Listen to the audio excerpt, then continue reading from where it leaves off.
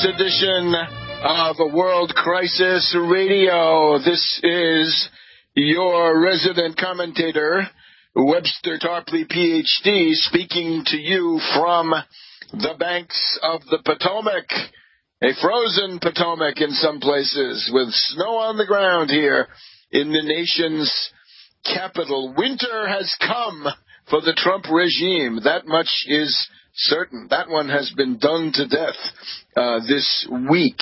It's become a cliche, but still quite true. So here we are. It's the late afternoon of Friday, February 1st.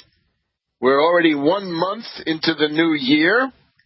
The disintegration of this existing regime goes on apace, but not fast enough, and not fast enough on the political plane. It's a regime which is falling apart of its own internal heteronomy, and we don't have, apart from Mueller, we don't have any political forces of any consequence that are attempting to give it a good push.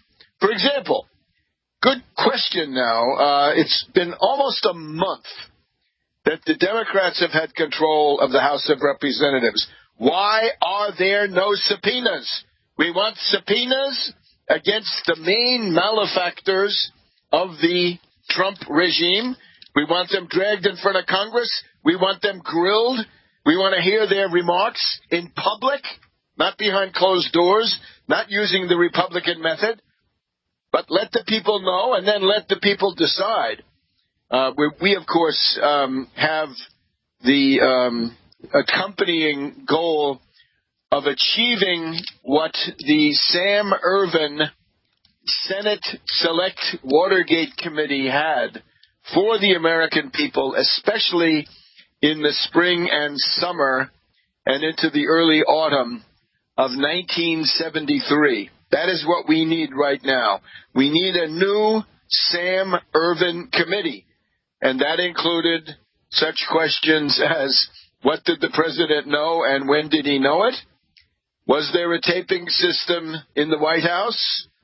Alexander Butterfield said, yes, there was. He was, of course, working for General Al Haig. And then, above all, the week-long testimony of John Dean. He read the testimony. That took several days. And then he went on to answer questions. These were the moments that accomplished the downfall of Nixon. Then all of that educational work was brought together by the Saturday Night Massacre. So we want the Democrats to launch on an ambitious, hard-hitting, fearless program of getting out the truth on the multiple crimes of the Trump regime. What have you got to hide if you haven't done anything? And, of course, I'd like to say here, at least at the beginning, maybe we get back to this later, but then, again, maybe not. In today's broadcast, we will. On the other broadcast, on the American System, Monday through Thursday, the question is, if you've got this Trump cabinet, right? We know Stinky Zinky, we know Price, the guy who wanted to ride expensive airplanes and he wanted to take away your health care. We know about Pruitt, who thought of this post at the EPA as a vehicle for personal aggrandizement. We've heard bad things about Ben Carson, who is now attempting to rent gouge a lot of people who can't afford it. The one name I'd like to add to this list, and I think this is urgent, one of the most destructive, potentially the most destructive in terms of human lives, is the infamous, or should be, soon to be infamous, Seema Verma. She is the head of the Center for Medicare and Medicare Services. She's part of Health and Human Services. She works for Azar there at HHS, and she's in the process of introducing slave labor, forced labor for Medicaid. So, in some of these cases, people in Virginia have been waiting a long time to break through the Republican lockstep in the state legislature. Now they've done it. The Republicans are attempting to slap work requirements on those benefits. So the idea is that you can't have Medicaid benefits, you can't keep them, unless within a certain number of months you begin to work at least part-time or have a course or something else. And these very oppressive and highly destructive requirements have been implemented by Seema Verma, V-E-R-M-A, in such places as Arkansas, Kentucky, Indiana, New Hampshire, Wisconsin.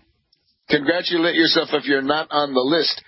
The ones that have gone through in the month of December, she got waivers for Michigan and Maine, and she's pressing forward in Kansas and Rhode Island. In Arkansas, 17,000 people who did have Medicaid have lost it because they can't find jobs. Yes, there's nothing in her bill that creates jobs. It just assumes, well, the jobs are there and you're lazy. This is I'm afraid it's the genocidal language of people like Ayn Rand that we're hearing in this case, right? Ayn Rand speaks loudly in you, and that is a concern, I would say. Seema Verma, and remember, this is the person who destroyed a lot of the health care availability in Indiana. She was essentially the Girl Friday for stupid Pence. But we don't want to go too far into this, although these are tremendous issues. Those are examples of what the Democrats ought to be doing, dragging them in there. I want to see Seema Verma grilled on the Hill by those ambitious, supposedly left-wing new Democratic Congress people. But what we're left with now is, well, the imminence of the Stupor Bowl. We're not going to comment on the Stupor Bowl. We'd like to congratulate people that are listening to this program. Good for you. You have not succumbed to the general cultural stupor, which takes over here some weekend at the end of January. It's going to be Groundhog Day. Sorry, it's going to be the day after Groundhog Day. It's going to be Groundhog Sunday. So Super Bowl Sunday is the 3rd, and, there's nothing we can do about that. So just let it pass and try to do something constructive for yourself. Now, the other problem, of course, is loud declarations coming from the caveman, that is the one who caves, the man who caves. Caveman says that he is going to invoke a state of emergency. And once he gets the state of emergency, he believes he can then proceed with, to rule by decree, that is, through executive orders, and override Congress, go around Congress, cut Congress out of the procedure, and dragoon who knows how many billions. We don't know how many billions it will be. I think more than advertised, right? More than 5 or 6 billion, maybe closer to 25 billion to get the so-called border wall built. This is a tragedy, but the main thing to understand is to declare a state of emergency and rule by decree, especially in matters of budget, that is a step towards dictatorship. And the Democratic Party needs to get moving to avoid a slide into dictatorship, because once done, it will be repeated. Back in a minute. Welcome back to World Crisis Radio. Welcome back to World Crisis Radio. We, of course, are here every Saturday afternoon and then permanently thereafter. You can find us at Webster G. Tarpley. You can find us at tarpley.net, and you can find us at americansystem.tv, americansystem.tv. And we urge you to join the podcast Monday, Tuesday, Wednesday, and Thursday at americansystem.tv directly, or you can go through tarpley.net to get there. Right, more and more needed as the pace of the world crisis accelerates. There's no doubt that there's a world crisis. Right, people who whined about that title have got lots of egg on their face. So we were going through the dangers of emergency rule, the state of siege, some would say the state of war, the state of exception, Ausnahmezustand, and similar things in other languages. These are the stepping stones towards authoritarian dictatorship, which can then, before you know it, turn into totalitarian dictatorship. And we're going to be eager to see those conservatives who used to tell us about their devotion to the Constitution. And, of course, they didn't want anybody to get health care or a square meal or a couple of classes. No. That's trampling on the Constitution. We have Mike Lee of Utah who says that the child labor laws are unconstitutional, and that means, of course, the child labor laws have to go. Well, in this case, we've got an obvious move towards unconstitutional rule. The idea that there's an emergency is absurd. It's ridiculous. It's a laughingstock. We say this because Trump is notoriously sensitive to the idea that he's a laughingstock and being mocked. Well, don't look now, Don, but you are being mocked as a laughingstock because there's no emergency. He's been talking about this for what, 3 months, 6 months? There is no emergency. So we expect a state of emergency to be declared sometime next week. If he doesn't do it, it could mean that there has been an intervention on him. Late last week we had Chuck Schumer, the Senate minority leader, saying that the intelligence community needed to do an intervention on Trump to dissuade him, right, to convince him to cease and desist. So it's scary because, once he's declared a state of emergency, he can, in effect, order any amount of money to be spent. There's no limit. And once he has tasted that anarchical power, he is likely to repeat it. So what you're going to have then is, it's like blackmail, right? The first payment, and then an interval, and then a second, and the third, and the intervals keep getting shorter. He may find the need to use the state of emergency, for example, for the budget, right? The budget only goes until the 15th of February. Trump would be there then with another state of emergency, right, for the whole U.S. budget. Why not? And soon after that, we're going to have the question of the debt ceiling once again. So state of emergency is an addiction.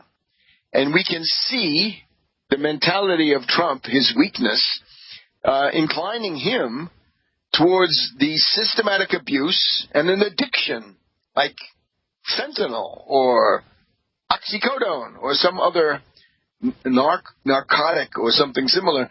That is going to be the effect of state of emergency on Trump, right? You mean I could have done this at any time? I could have just declared a state of emergency? Well, then, at that point, the courts will be called into place. The courts have been packed, are being packed. We have Gorsuch of the Federalist Society, gravediggers of the Constitution and of our freedoms. And then we have Kavanaugh, another gravedigger of Constitution and freedom. So we have to be ready for the worst. That once the even if there are some people in the Ninth Circuit still who may say, "Look here, this is unconstitutional," that is not likely to last through the entire appeals process. So it is a giant step towards the imperial presidency, the dictatorial presidency, we ought to say. Thanks a lot, all of you MAGA people out there in the audience. Look what you've done for your country with your ill-considered vote. As that Navy reservist in Warren, Michigan said the other day, what the blankety-blank were you thinking? Well, thinking is maybe not the word for these characters. All right, so remember that the worst dictatorship of the 20th century, at least in Europe, that would be Hitler. This Hitler government was preceded by 2 years of emergency rule.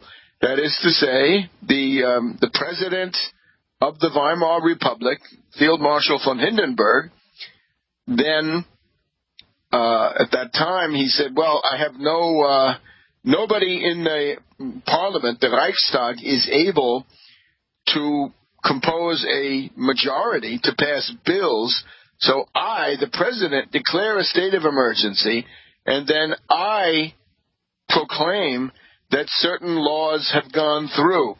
And these took the form of emergency decrees, emergency executive orders, but especially emergency decrees. These are the so-called Notverordnungen of Heinrich Brüning, the most ferocious austerity ghoul, austerity monster in 20th century European history. And that is the guy who destroyed the German economy, the German budget, German political life, the political parties and so forth, and opened the door to the obvious Austrian corporal. So, this is the problem with emergency rule. Once you get into it, it's hard to get out of it. And again, the parallel to Marshal Pétain of France, June 1940, a little bit more complicated on the Italian front, but similar. And, well, the argument could very well begin and end with the German case. So this is what you've got to prepare for now. Are the institutions strong enough?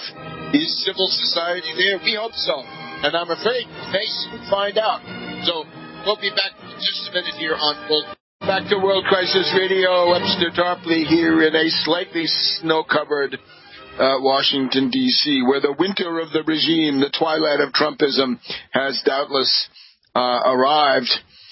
Now, the Democrats, again, why are there no subpoenas? What's wrong with you people? We're told that Michael Cohen will testify in a week or so, but this is behind closed doors. The Ervin Committee was a splendid, a magnificent exercise in democracy because it was all open. Every American could hear every word. A lot of the country's life came to a halt. The place was filled with people in the galleries, in the Senate caucus room. That room's still there. So let's get busy and let's start filling up the Senate caucus room. Now, our argument about impeachment, as we have said, is there is altogether too much writing and commentary on impeachment as if it were some kind of a theological question or a liturgical question. It is being fetishized, that this is somehow, there's something mysterious about it, or that it should only be used in the rarest of instances or the most extreme need. No. We gave the example of Pope Julius II de la Rovere back in the early 1500s. Right? He pioneered the use of excommunication as a battlefield weapon. Right? He was the Pope. He was also a general. If he was besieging a city, and if he wanted to destabilize the commander of the other fortress, he had these blank excommunication papers. He was said to carry them in a quiver, so he could just pull one out, fill in the name, send it off, and that guy would start shaking in his in his boots, right? So excommunication as a battlefield weapon. I would say in the current situation, you're going to have to get used to using impeachment as a kind of a tactical weapon on the battlefield. For example, last week we had the example of this Whitaker in the Department of Justice, right? The usurping, acting Attorney General, and he said, I think the Mueller investigation will be over soon. All right? That violates the rules. It may be completely illegal, and you are illegal, right? They should have had an impeachment document. They should have had a sentence of impeachment passed by the House ready for him by about January 10th, I would say, because he's clearly an illegal attorney general. And there was talk even at the beginning that the things he was doing were illegal and that they would have to then be unwound and rolled back. Well, time for Whitaker to be impeached. And then they'll say, it's such a tremendous step. No, it's not. It's simply a practical remedy for a pattern of abuse that threatens to become dangerous to the entire nation, economy, body politic, you name it. So that would be Whitaker at the Attorney General spot. Then, suppose we get Trump, as the signs seem to be saying this week. Is Trump going to go to this summit with Kim in about a month or so in order to announce that all U.S. forces will be pulled out of South Korea? In other words, is he going to take this piece of insanity that he's practiced vis-a-vis Syria and against Afghanistan to the dismay of large groups of people on the ground who had looked to the U.S. for protection? Is Trump going to say, okay, all U.S. forces come home from South Korea? He might add in, we're going to stop supporting the Republic of China on Taiwan. That's another one. He might say, the troops in Germany have no reason to be there. Get them out of there. There are bases in so many countries, right? Italy, the NATO southern flank, Greece, and on and on. What do you do if that happens? Right? But you don't just sit there.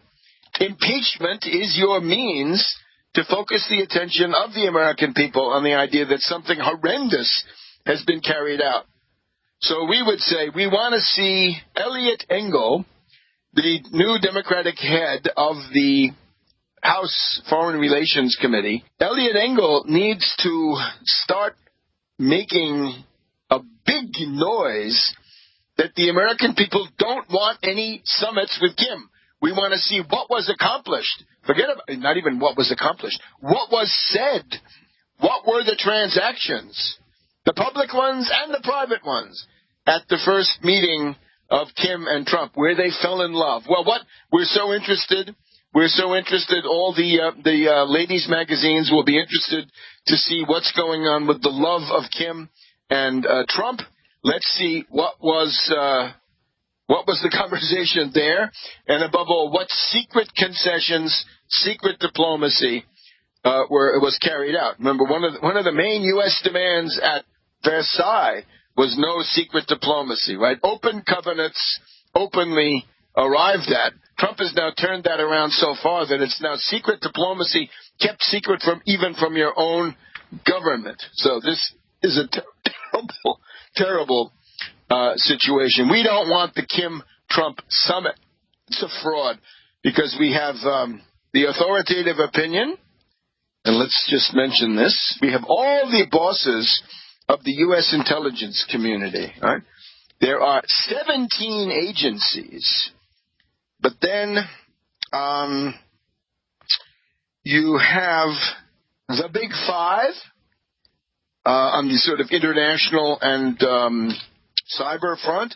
And then, of course, you have the FBI, which is a hybrid, right, which is a police organization and a counterintelligence organization at the same time. So on Tuesday, we had the assemblage of the bosses of these things. Now, let me just go through them because you got to know who they are. one of them is, the first is Ray of the FBI,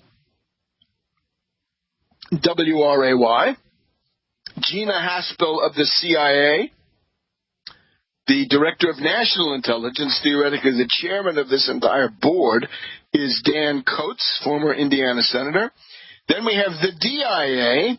They have been freed. That's the Defense Intelligence Agency in the Pentagon. They have been freed from the yoke of Michael Flynn, who was the head of this, if you can believe that. Currently, it's General Robert Ashley. So General Robert Ashley, the head of the DIA. We also have General Paul Nakasone, the head of the National Security Agency, Robert Cardillo, the head of the National Geospatial Intelligence Agency. Not there, as far as I could see, but still part of the Big Five, is the National Reconnaissance Office, and that is all the surveillance satellites, right? The National Technical Means, as it was referred to in the late Cold War. So again, the Big Five: CIA, NSA, DIA, Geospatial, and National Reconnaissance Office.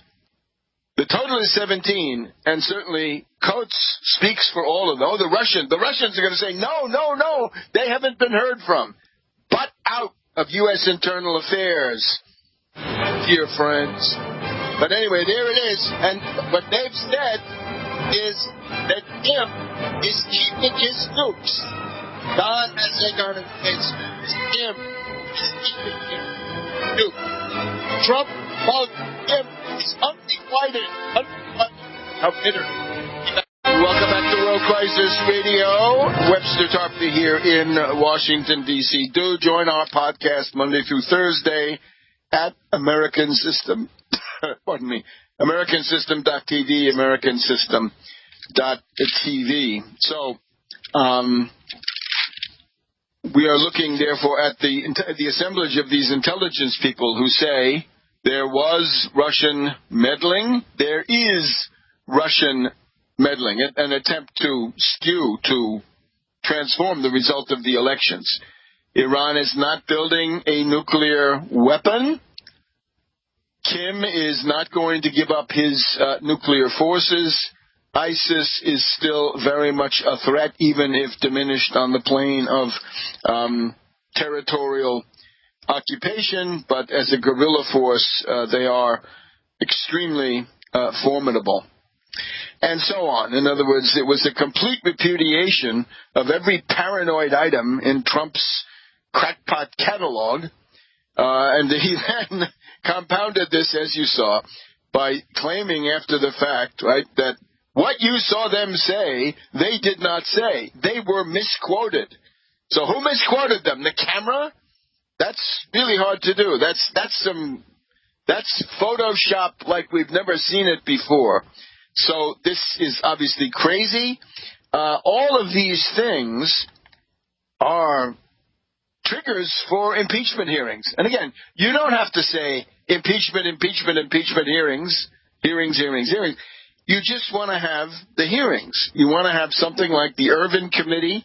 You want to have several of them, so it's harder to shut them down in our time.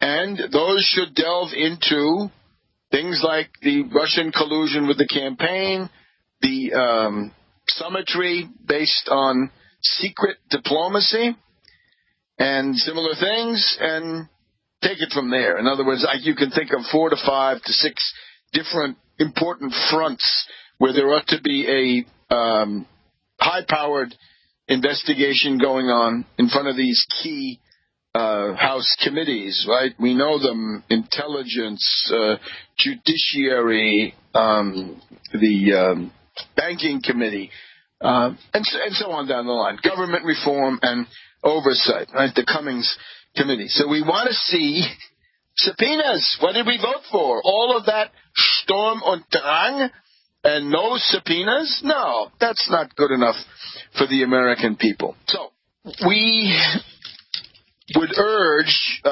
constant attention to the quality of leadership and its Obviously, it's wanting in the current regime, but then you have to prove, if you're a Democrat, you got to prove that you have something better. Now then, in the case of South Korea, we just want to mention this thing. You've got to restart the drills. There were the joint U.S.-South Korean drills. They were paused by Trump in exchange for nothing. And it's got to be restarted, right? So the Ulchi focus lens and that entire series, the name has changed, but that's what it is. And, of course, no pullout. Now, we've been stressing the question of Syria and Afghanistan. Obviously, when the U.S. invaded Afghanistan in late 2001, this was part of the war on terror. This was part of the exploitation of the 9/11 events. Leave it at that. But, of course, this is not the world anymore. In those days, it was based on bin Laden and 9/11 and the war on terror and Al-Qaeda and so forth, right? That world is long gone. That has gone a glimmering. What you have now is superpower rivalries. So the people who are arguing that it's time to leave Syria because it hasn't worked as counterinsurgency, or the people who say the same thing about Afghanistan, no. It's not justified. It'd be crazy to do this as counterinsurgency, but you're dealing now with something that's a real threat, not a fake threat, not a purely rhetorical threat invented by a bunch of neocons. No, this is real, because here we have the quite formidable nuclear forces of Russia, the formidable forces of China getting more formidable, and do you want them to take over all of Syria and all of Afghanistan and then other places around there too? Does that make any sense? A lot of people they're traumatized, obviously, so they stick back in the time when they were traumatized in 01, 02, and similar times, right? Abu Ghraib and Guantanamo Bay and so forth. That's not the main focus of the world anymore. The focus is Russia, China eagerly come in. And what recent history shows is that when there are these wars going on and the U.S. leaves, the fighting goes on. The contenders. You leave Iraq, and what happens? ISIS. Now, naturally, they'll all say, oh, well, of course, the U.S. created ISIS and the British and the Saudis. Yeah, quite possibly. But that is, unfortunately, irrelevant now. That is a question of 2013, 2014. And we've gone through a singularity which has transformed all of the detailed questions. It has turned them on their heads. And the singularity was Putin's decision to essentially launch the destabilization of Europe, the destabilization of the United States, the Trump presidency, and this outrageous meddling in U.S. internal politics. He will, I believe, he's now risking a harvest of hatred. A harvest of hatred. I used to talk about the harvest of hatred that awaited the U.S. as a result of the Iraq War and similar events, right? And that was important to avoid. We were against the Iraq War, the Afghan War, and so forth, right? We were against Bush the Younger and Cheney and Colin Powell. But now we have a different world where the aggressor is no longer the U.S., not mainly. It's now Russia and China. So this is what you have to understand. Now, in terms of, I guess we ought to treat the question of Russian aggressivity right here and now. First of all, the Russians do have this missile, 9M729. That is a cruise missile. That is in flagrant violation of the Intermediate Nuclear Forces Treaty of 30 years ago, right? Reagan, Gorbachev. So today we have the odious, the plug ugly Pompeo, right? We call him Pomposo. But nevertheless, this step, if anything, is long overdue. The Obama administration started talking about this violation, and a flagrant one, already 6 years ago. So that would be at about the midpoint of Obama's time in office, right? Between Obama's first term and Obama's second term, the U.S. Realized that the 9M729 cruise missile was indeed a violation of the Intermediate Range Nuclear Treaty. So they didn't do anything about it. They talked about it, which was important, but now something had to be done. But of course, the problem with everything with Trump is even if more or less by random circumstance he does something that might be considered to be in the right direction, right, or somewhat correct, he always does it in such a way as to make it destructive. In other words, he always ruins his own actions, and we'll get back to that in just a minute.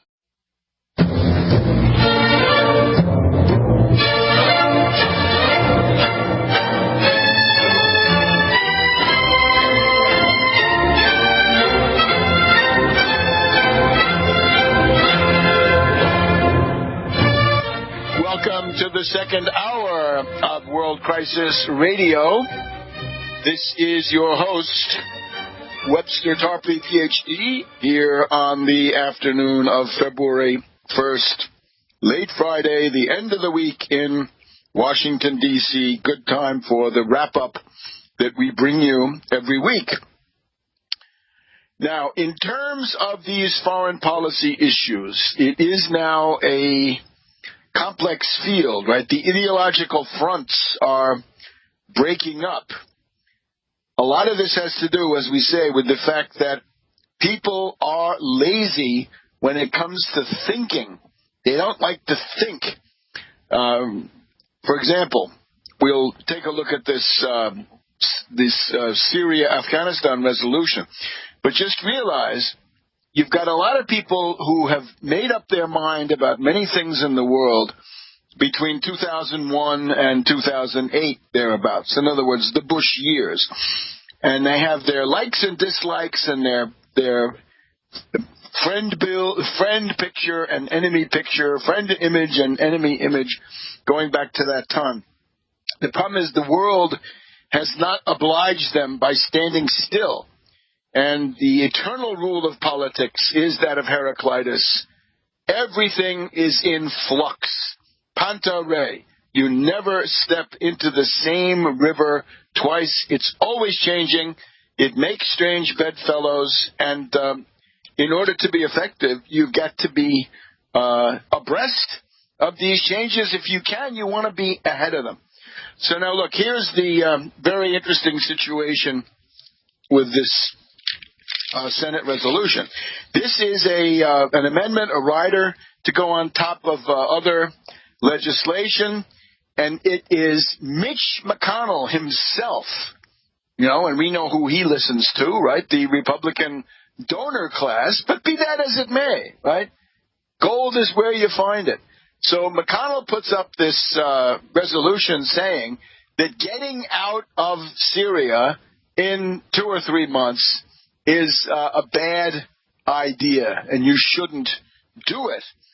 And that has now passed the Senate by 68 to 23, or better yet, the lifting of the filibuster so that they can vote on a majority basis, right? 50 plus 1 will send that over the top, 50% plus 1. But in the meantime, we have to look into this vote, because Mitch is essentially repudiating Trump. He's rebuking Trump, right? Trump's 2-day rampage, get out of Syria, get out of Afghanistan, cut and run, damn the Kurds, damn the Afghan government, right? The Kurds are trying as best they can to figure out a path to survival. And in Afghanistan, the government has said, look, we know you're obsessed with money. We know you're a penny-pinching, nickel-nursing, skinflint, rent-gouging landlord. So we'll try to make it more attractive, right, on the level of the money. Yeah, just what we need. Anyway, these are places where there are constituencies that want you to stay. And the one in Syria, it seems to me, is so small and so, it does not add up to serious losses or anything of the kind. It's a tragedy to sell out this entire Kurdish population who have done so much to defeat ISIS. They defeated ISIS, not Trump, not the Russians. They did it. These Kurds, with some help from the U.S., some air power and stuff like this. All right, so who voted for it and who voted against it? Well, voting against this bill, Ted Cruz, Kennedy of Louisiana, Mike Lee of Utah, Rand Paul figured out a way not to vote. Because naturally, Rand Paul can't be a warmonger, can he? He can't say, stay in Syria, but man, he doesn't want to break with his great new friend, Trump. So we have a bunch of Democrats voting for it. Now, the interesting one are the Democrats who voted against it. And unfortunately, this shows the dominance of mushhead thinking in the Democratic Party. The people voting against this memorandum, in other words, this statement, right? The people who want to cut and run, right? They want to get out of Syria as fast as they can, or they think they need to be seen saying that in the primary campaign.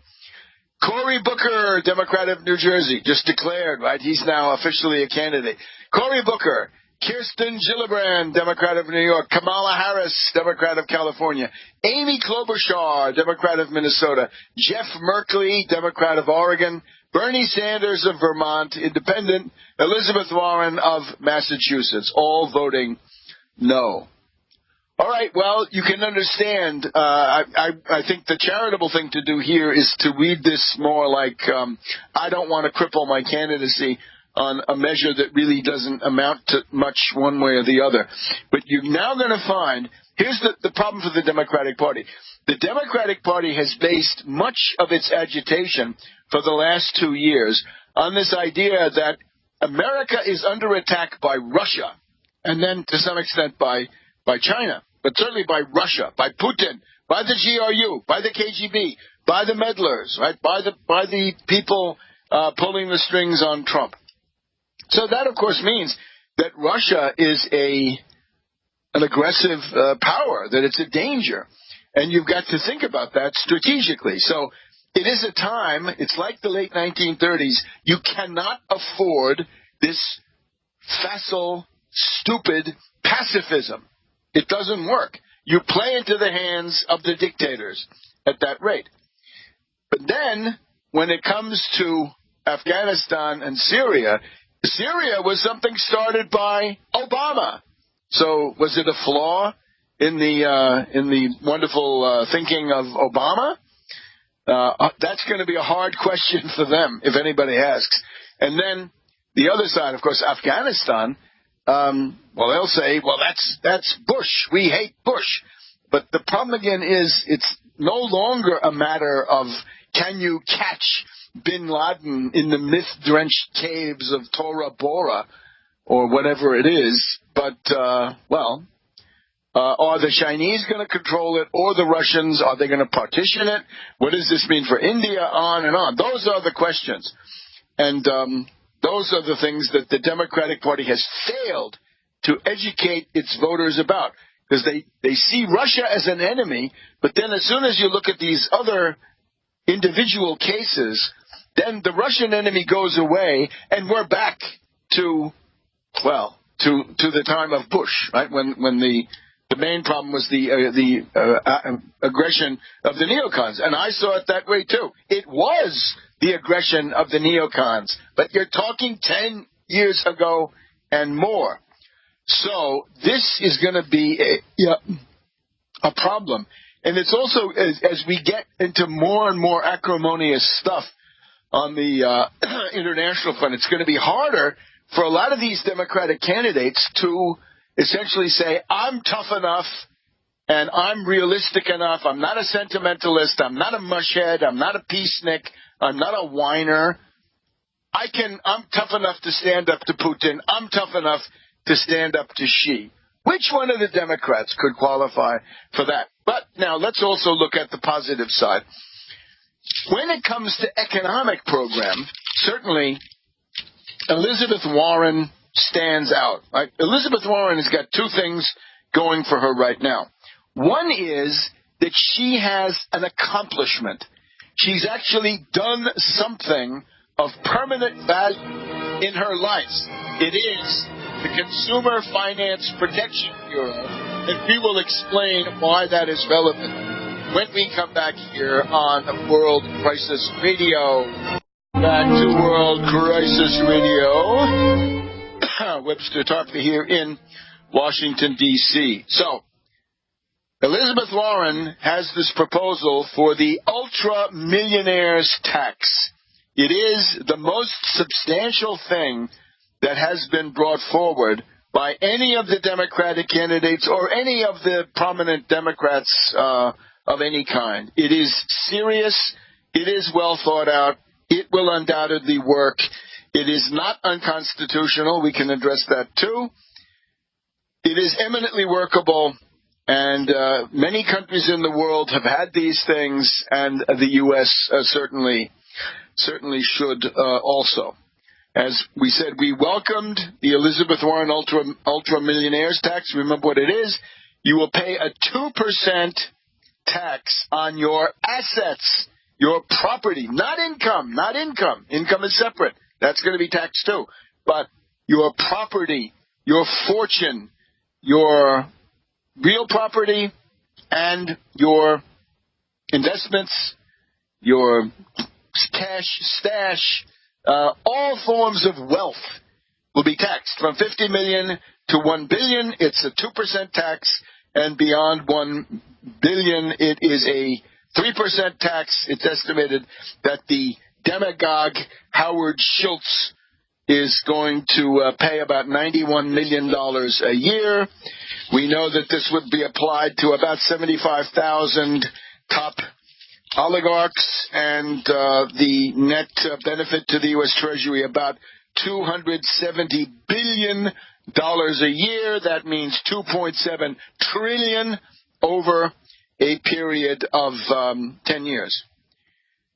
Now, obviously, if you don't like billionaires, if you don't like the way they dominate the country, the answer is put them on the defensive, start attacking them, right? Don't let them sit there and pontificate, but get after them and force them to defend. And once they defend, they discredit themselves. We've seen that this week by Bloomberg. Oh, Bloomberg. Now you remember why you disliked him so much as mayor of New York, right? He was trying to rehabilitate himself by being anti-Trump, right, at the Democratic convention. Yeah, that was all well and good, but he has not changed. And he says this is Venezuelan. This would be really bad for the U.S. economy. So our friend Bloomberg can see which of the Democratic candidates he fears and hates the most. It's Elizabeth Warren. And this Howard Schultz, right? This oracle who has come up out of nowhere. What does he think he is? Warren Buffett? He comes up out of nowhere and starts pontificating that this is unfair, impossible. Schultz thinks he knows that the United States cannot afford Medicare for all. How is it that just about every country in Western Europe has it, Canada, Japan, so many other places? What is it about the U.S. that makes us so poor? Well, I can tell you that Wall Street doesn't pay taxes. Wall Street doesn't pay it on the individual finance oligarch, on the profits of the zombie banks and hedge fund hyenas, and doesn't pay a sales tax, key point for us, on Wall Street turnover. So, Elizabeth Warren's proposal, therefore, Tremendous benefits for the U.S. Treasury. If you flee the country, you're going to pay a one-time 40% levy. So maybe you ought to think about your wonderful patriotism, right? What are we supposed to do? Let the whole country here with the police and the sanitation, the public order, the national defense, public health, and all those other services, you're free to use those, rip them off, and then flee to some tax haven offshore with your ill-gotten loot, and you're going to get off scot-free with a whole coat? No, not a whole coat. You're going to get clipped to the tune of 40% of your loot that you looted out of the blood and bones of the American people. So, this is Elizabeth Warren. Now, again, Elizabeth Warren has two things. She has a track record. She actually has accomplished something. They say that institutions are the lengthened shadows of a single person. Well, in this case, the Consumer Finance Protection Bureau is the lengthened shadow of Elizabeth Warren, who agitated for this, who should have been the first head of it, except Obama, tied hand and foot to Wall Street as he was, a virtual Wall Street puppet at many points in his regime. He said, no, Elizabeth, I can't put you at the head of that. Wall Street would kill me. So they put in somebody else who was minimally effective, but not as good and not as symbolically there. But she did this. Now you compare this to Kamala Harris. Kamala Harris, what have you accomplished? I don't really see anything. Now we will look more deeply into Kamala Harris. We do want to repeat our stricture. We have too many prosecutors, too many lawyers, but above all, too many prosecutors. Even a defense lawyer would be okay, but not these prosecutors. We don't need them running the government. And when you look, even some of the better Democrats turn out to be prosecutors. So maybe we ought to evaluate that. Now, we've gone through the stupid banalities of this Howard Schultz, right? The Democratic Party is too far to the left. I almost gagged laughing. The Democratic Party is too far left? What bizarro planet do you come from?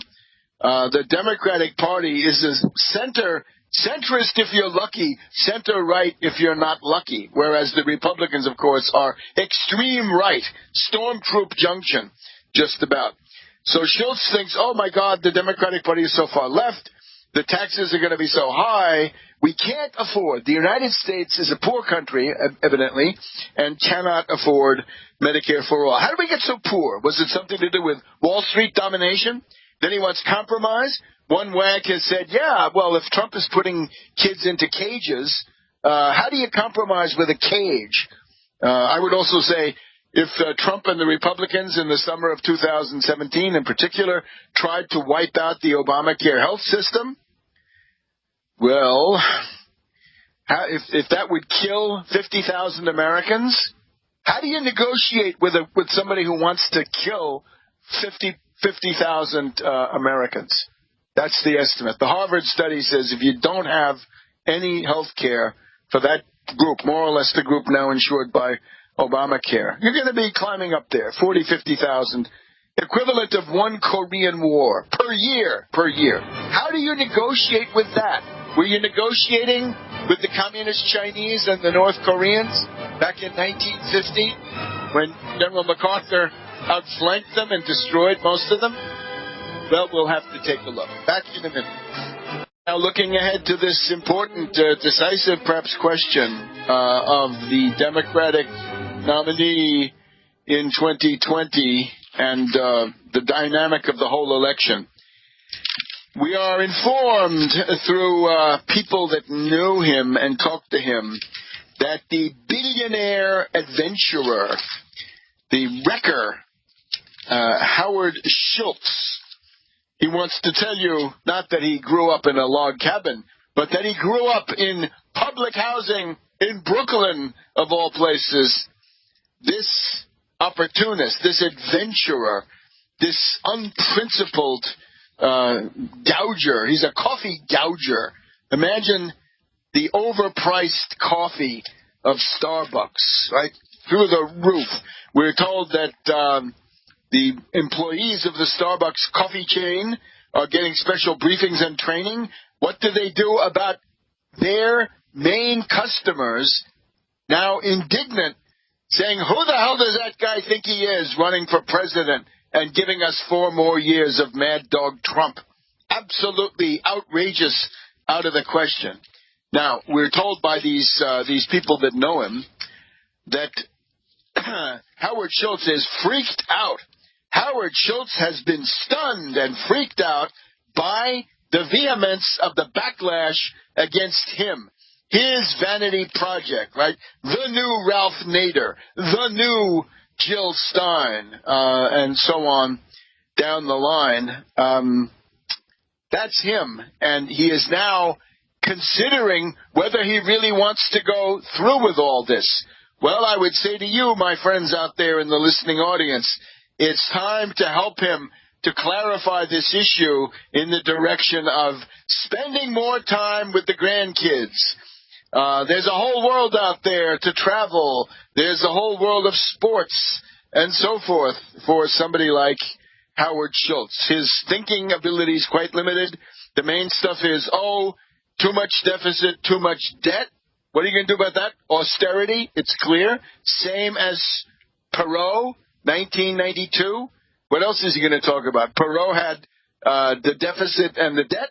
Perot had the giant sucking sound of NAFTA in his in his debate with Gore.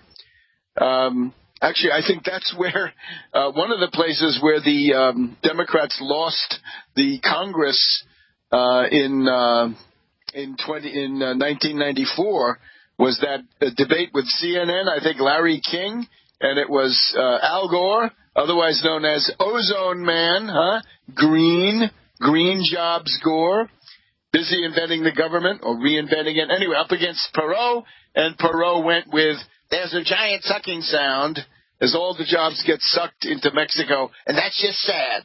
That's just sad. All right, so this is the level. He doesn't even have that. In other words, Samuels, I don't think, is going to touch that.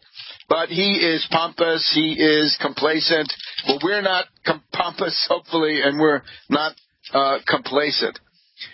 So this needs to be exposed. We've also got now some other things about Warren. Now, I would say Warren is the candidate that Trump and the Republicans, the financier oligarchy, fears Elizabeth Warren. So here we have this interesting interview with the two, the princes, what can we say? The king and queen of access, that would be the queen Maggie Haberman and the king Peter Baker here of the New York Times, right? They can periodically sit down with Don and he tells them everything. So Trump is signaling that he wants another term. He's going to run. Watching the emerging, and I'm quoting now, watching the emerging Democratic field, Mr. Trump said the opposition party has really drifted far left. Are you crazy? Tell me what they did. I don't see anything far left. There are some people. There's Ocasio shooting her mouth off. One of Ocasio's colleagues, not to be outdone, said she wants a top rate of 90%. The Drudge Report is going crazy over that. Well, that's what it was back under Ike. Well, anyway, Trump says they've drifted far left.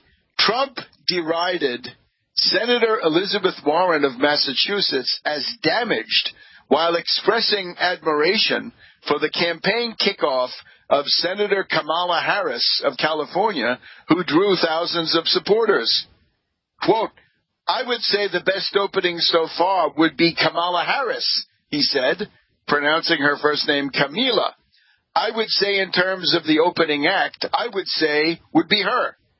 He added, a better crowd. Better crowd, better enthusiasm. Some of the others were very flat, said Trump. I do think Elizabeth Warren has been hurt very badly with the Pocahontas trap. The Pocahontas trap, he added, using a favorite slur to refer to the senator's effort to prove she has Native American heritage. I think she's been hurt very badly. I may be wrong, but I think that was a big part of her credibility, and now all of a sudden it's gone. Now, since we weren't born yesterday, believe it or not, and some of us have even read Machiavelli, we know that this kind of stuff cannot be taken at face value, but is likely an attempted con job by Trump, believe it or not. Now, let's put this together with other accompanying evidence. We've seen that Trump fears and hates Warren more than any other Democratic candidate. I think we've seen that Howard Schultz fears and hates Warren more than any other Democratic candidate. Warren is saying, let's not just occupy the park and go dissing the Republican candidate, right? Let's not just, zing them and get them on Twitter and what have you. No, we're proposing to take some of their fortunes. Yes, we're gonna cut them down to size, right? Our campaign finance reform includes this idea: if your fortune is smaller, you won't be able to give as much in terms of manipulating the American people. But now, let's add another authoritative voice. Limbaugh, Rush Limbaugh, America's anchorman. What does he say? He says that the people he talks to, the right-winger reactionaries, of course, from our point of view. So Limbaugh says the right-wingers are scared to death of Harris. They're scared to death of Harris. Harris could be very, very dangerous. Now, you put these two things together, and I think we can conclude that the Republicans don't want to run against Elizabeth Warren, and they think they would have a much better chance with Kamala Harris. Now, we're only beginning to see certain elements in this inevitable character survey of Kamala Harris. We don't want to go into that now here, but Warren is tested by 2 Senate elections, and above all, she has a major achievement. She has done something. It's not just, I'm here and I have money and I'm a candidate and I'm in this and this identity group. It's not that. It's something rather more. Warren makes mistakes, right? These little details in the commercials and so forth that she puts on. But when Trump tells you that Kamala is the most effective, and when he also tells you that Warren is weak, well, then if she's weak, you're going to want to run against her. And then Limbaugh comes along and says that his right-wing circles are afraid of Harris. She can be very dangerous. My dear friends, open your eyes. This is propaganda against Elizabeth Warren, maybe for Kamala Harris or somebody else. Back in a minute. Back to World Crisis Radio. It's our last segment here for the program that will air on Groundhog Day, the 2nd of February. Candlemas, it used to be called in the older calendars. Candlemas. So happy Candlemas to all. Now, some of the other schools of right-wing obfuscation, such as the Fox Business Network, they do a big thing about how formidable Howard Schultz is, what a great vote-getter he would be. But I think you'll see that when you get Trump and when you get Limbaugh, that's what you have to look at as the prevalent line of the right-wing power cartel, and they're frightened of Elizabeth Warren. So you should think about that very carefully. And if they're so frightened of her, and if they're willing to be so nice to Kamala, what does this mean? All right. Now we got to go through a bunch of things really fast. Brexit. Let's remind ourselves, Brexit rolls on and on. I think the next vote is around the 15th of February. Here we have another convergence of crises, right? The U.S. budget crisis explodes again on February 15th. And at the same time, I think there's another vote in the House of Commons. It is now more and more obvious that Corbyn had been maybe even less than frank about Corbyn's desire to promote Brexit. Right, so Corbyn obviously wants Brexit. He wants his own version of Brexit. He is totally unsuitable as the leader of the forces of the working people. He is really out of place as the leader of the Labour Party, right? Because about 90% of the Labour Party is more or less in favor of staying inside the European Union. I actually think what I see with Corbyn is, let me see if we can express this. It's the idea that the worse things get in general, the better it is for you if you're supposedly a radical alternative, right? The French call this la politique du pire, the policy of the worst. In other words, or worse, the worst. If it gets really, really bad, then maybe they'll turn to you. That's sort of the idea. Italian, tanto peggio, tanto meglio. The worse it is, the better it is for you, right? Worse it is for the society, the better it is for you. So we repeat our call, right? After the unfortunate events of this past week, the House of Commons has completely failed, and we're now adrift. We're drifting towards the precipice. The European Union has stated very, very forcefully, no more negotiations, May. We've got nothing to offer you. She's obviously going to go, try to come back. She's going to try to get some letter or some, I don't know what, some napkin from a restaurant in Brussels and try to say this means that we're going to get more concessions. Here's the thing. Thanks to Corbyn, you have 48% of British voters as of 2.5 years ago. And that probably means, according to many, it's something like 60% of British voters who want to stay in Europe. Yeah, and above all, they're young. The pro-Brexit vote is getting less and less every day through, well, mortality, old age. And similarly, the youth vote in favor of staying in Europe is going up, up, up. So now you're going to have this terrible internal crisis of Britain, that 48% of the people who want to stay in Europe have virtually no representation. Well, that's exaggerated. They have the Liberal Democrats and they have the Scottish National Party. But in terms of the two big parties, in terms of Conservatives and Labour, 48% are locked out. Nobody in those two parties in power, in the leadership of those parties, speaks for them. That's the crisis of democracy, May. Don't say, oh, people will lose faith in democracy if we don't carry through on this old referendum. My God, don't you have any referendums from the 19th century that still have to be implemented? But the problem is, if almost half of the country is more or less excluded from the big, high-level stuff, that's the threat to democracy. Now, we mentioned before the Russian missiles. The Russian posture here is, of course, it's very aggressive. The Russians have posted documents from the Mueller investigations, right? The Mueller probe. We were getting stories about the Moscow junket of a group from the National Rifle Association and how this all went down. We fear that secret commitments have been made by Trump to Putin in these secret negotiations. We want to know what those are. And again, if Bolton, for example, if Bolton demands and pushes forward that the U.S. has to invade Venezuela, this is absolute folly. We're against it. We don't want any U.S. military interference in Venezuela. We don't want any U.S. troops in Colombia. I've been to Colombia. Nice place. Don't wreck it with a war.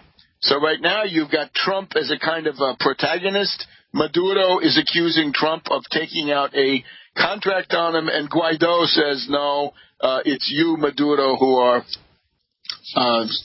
trying to interfere with me. So you got to pick and choose carefully. Now, in terms of Trump, Trump's economic approval has fallen. According to our CBS poll of last week, Trump's approval as economic policy went down from 52% to 44%. And the disapproval went up from 41 to 52. So there is something he is afraid of. And with Warren, remember, the question with Warren is, if you have a real hard-hitting economic populist, then the fake demagogic cultural populist is rapidly driven from the field. And I think that's fundamental. In terms of China, oh my God, we have to say that China's meeting with Liu He of the Beijing clique. Why? 5 million tons of soybeans? Well, his policy doesn't amount to a hill of beans. Or Trump is willing to sell the institutions of the United States for a mess of pottage. He is now engaged in the art of the kowtow, and we know how bad that is for your hairpiece when you've got that going. We're told also that Trump is thinking about naming Herman Cain to the Federal Reserve Board. Well, you'll remember some years back, Herman Cain was directing his unwanted attentions towards a German woman, and she was screaming, 9, 9, 9. Herman Cain said, that sounds like a pretty good slogan. I think I better call my economic program that, 999. And he went through the entire Republican campaign season with that. So these are some of the great issues. On the Huawei indictments, right, that was a big step forward this week. There were indictments in Seattle, Western District of Washington, Eastern District of New York, and Brooklyn. So from Seattle to Brooklyn, indictments raining down on Huawei and on the Dragon Lady, Madame Meng, who is being detained in Canada. She should be extradited to the United States. We've also got other information here that another Chinese employee of Apple has been arrested. I think it's now up to 2 who were engaged in one of their, I think, the driverless car development, and that guy is now being kept. So Trump is going to sell out all of these interests, a few soybeans, placate some of the. And finally, if Huawei and Madame Meng get a piece, watch out, Deripaska has already been let off the hook. The United States could have destroyed Deripaska and his resolve with a mere stroke of the pen. Same goes for CTE. These are paper tigers. You destroy them with a stroke of the pen, and Trump then comes in and saves them. Who knows what advantage at the end of the day. So that's an overview of current events. Keep fighting. Time to struggle sharply and protractedly.